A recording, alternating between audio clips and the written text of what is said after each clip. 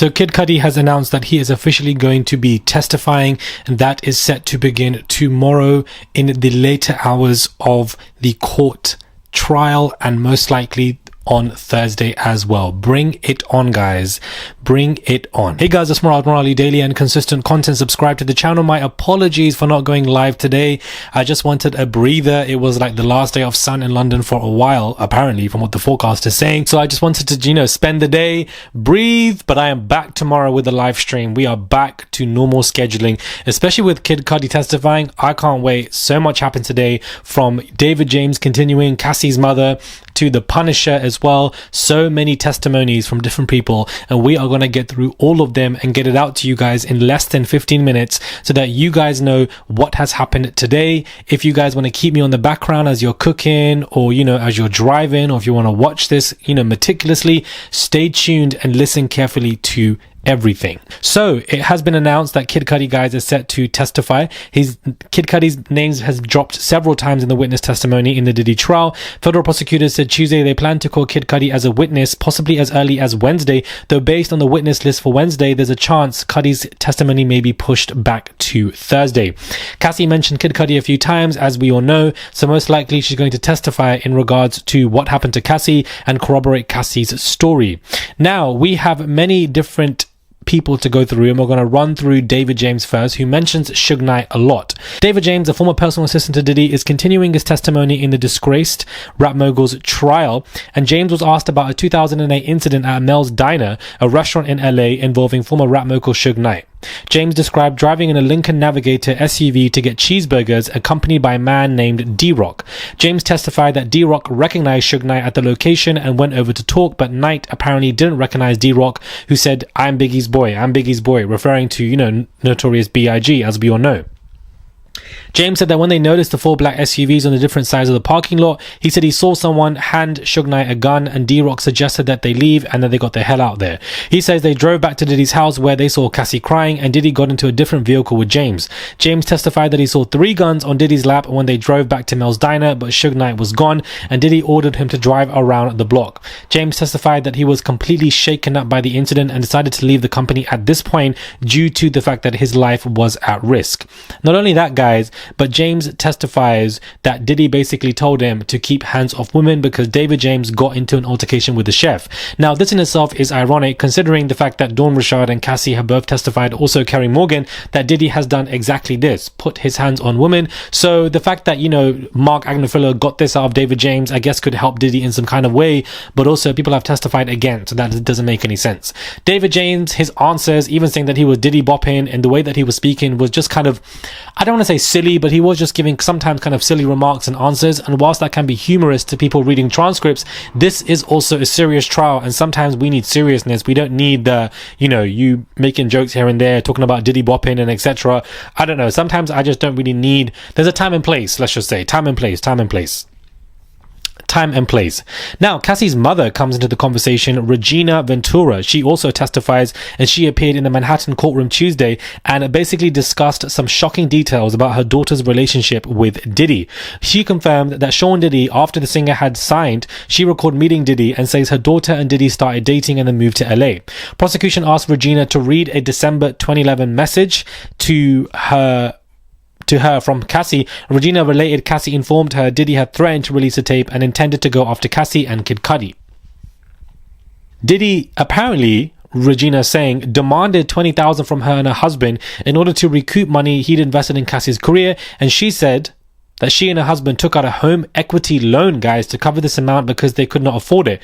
Asked why she had taken out the loan, Regina said, for the safety of my daughter. And then Regina said Diddy's bookkeeper sent her information with wire transfer instructions. Regina basically sent the money. She testified that about 5 days later, and then the money instantly reappeared in her account with no further communication from Diddy, evidently one of his games. Regina confirmed that photos show in court a binder where those she had taken of her daughter's bruises from Diddy. Regina also told the jury about a time when she visited her daughter in LA and there was an argument between Cassie and Diddy, and she says Diddy stole Cassie's belongings, iPhone. Things got heated on the street and he gave back the phone and then took off in Cassie's Jaguar. The defense had no cross-examination questions for Regina, and the prosecutors moved on to their next witness. I do wonder why the defense did not question Cassie's mother, like this. I don't understand. Maybe they weren't prepped. Else, the defense did not want Cassie's mother to even come on. They said to the courts, the judge, we don't want Cassie's mother to come on and be questioned. Maybe they weren't prepped for it. But I just feel like to not have any cross-examination questions for any one of the witnesses, be it Cassie's mother or not, is extremely poor. I don't understand why. Diddy, you have 8 lawyers on deck, all the post-it notes that you be writing. I don't understand why nobody could have questioned Cassie's mother in any way, shape or form, especially with the images of the bruises and etc. that were basically being shown. Now, exotic male dancer The Punisher recalls a first night with Diddy and Cassie and basically just wild nights. His full name is Shoray Hayes, not just Punisher. He's an exotic male dancer, and he testified and basically told the jury about encounters he had with Diddy and Cassie, saying that the couple basically had hired him for specific scenes. He says that he was first hired in 2012 when a woman called and booked him for a midnight gig at the Trump Hotel in New York. He says he was hired to perform a striptease for a group of people, but when he got to the room, he says it was just Cassie in a bathrobe and a wig. He told the jury Cassie told him that she and Diddy, neither of whom he recognized at the time, didn't want him to dance and instead wanted him to create a scene with nothing but baby oil.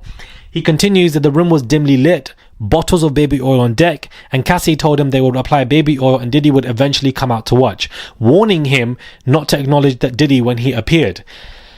Oh Lord. Cassie then apparently handed him $800. He testified that he stripped down and he followed Cassie's lead and mimicked what she did, pouring baby oil on himself until he says Diddy entered the room with a bottle of Astroglide lubricant. He told the jury that Diddy would give Cassie subtle directions, namely lighting adjustments and body positioning, and then Diddy and Cassie eventually went off by themselves into another room. He says Cassie later came back and asked if he wanted to finish, but he declined, and Cassie then paid him an additional $1,200.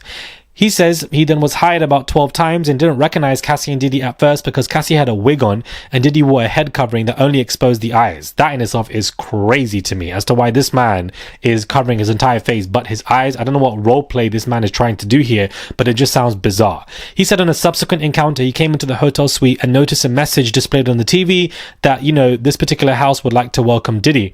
He testified that he was a fan of Diddy and followed the mogul, and after seeing the TV message he recognized Cassie from photos with Diddy, and suddenly it all began to click.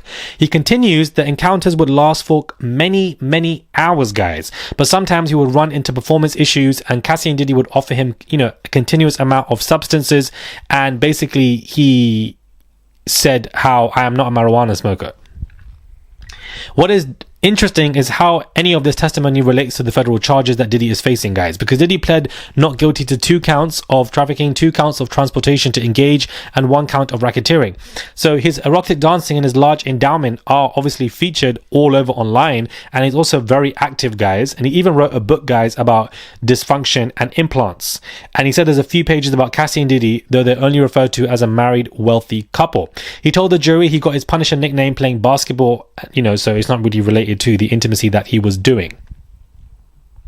So of course, deviant behavior that Diddy was doing, and of course he testifies that Diddy was the one in control, the subtle directions. He obviously is the one in charge of all the role play, and Cassie is playing a particular role in regards to all of this. A lot of people are reacting to this testimony and saying that Cassie is more of an accomplice.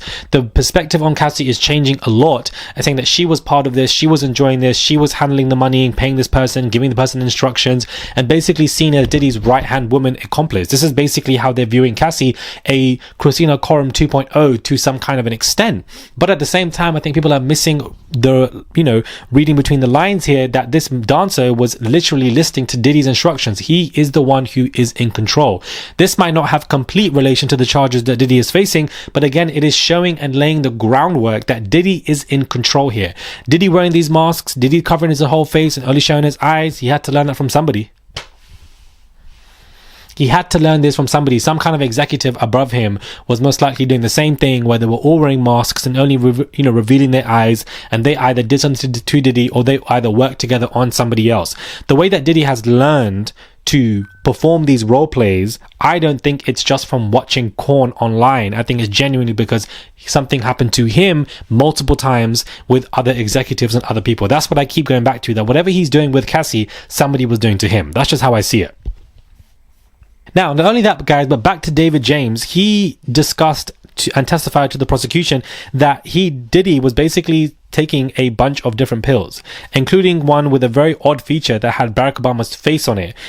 When prosecutor Christy Slavic asked him straight up which former president, he basically said Barack Obama immediately. Diddy's treasure trove of pills also included Viagra, weight loss pills, and sperm count supplements, James testified. James told the jury he took ecstasy and drank vodka and Diddy's own brand of alcohol, which employed by Diddy, describing it as Diddy bopping, as I said earlier in this video. And then, of course, we know that Agent Yassine Binder found multiple substances in his apartment when his hotel room when he was also arrested. We also have Agent Gerard Gannon, who is detailing, guys, the March 2024 raid on Diddy's Miami estate. And he testified the feds found loaded assault rifles, toys, and branded name lubricant. Gannon told the NYC jury he was a special agent in charge on the ground for the raid, and the operations was assigned to his unit because the investigation featured basically allegations. 80 to 90 agents were also involved in the search of Diddy's 20,000 square foot property, with the feds using armored vehicles to break through. He told the jury the search turned up with rifles which were loaded with bullets and had their serial numbers scratched off, and he found multiple toys. The jury was shown photos, which Gannon says were found in one of his closets, and he also showed the jury an evidence bag with lingerie and platform heels. I wouldn't be surprised, guys, if Diddy was the one wearing the lingerie and platform heels. I'm just saying, which he said were also found in a master bedroom closet. Master bedroom closet of a master bedroom that probably belongs to Diddy, because a master bedroom is the biggest room. Again, I would not be surprised if this man was doing lingerie, heels, wearing all of this, cross-dressing, wanted to reach a whole new level of climax and elevation, because, we've seen him in wigs before, in lace or whatever the hell that top was, and multiple other people probably were doing the same thing. I'm telling you guys. Gannon continued, the agent, that the raid did not start until 3 p.m. in the afternoon, because the feds were keeping tabs on Diddy and got information that he was going to leave, and they waited for him to leave the house before making their move. The testimony lines up with what was first reported when Diddy got intercepted by federal agents at a Florida airport, when he came face to face with federal agents, but obviously was not handcuffed.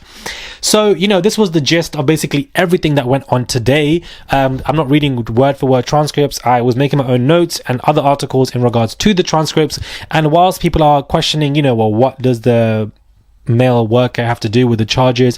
Cassie is more of an accomplice. Does it sound more of a DV situation?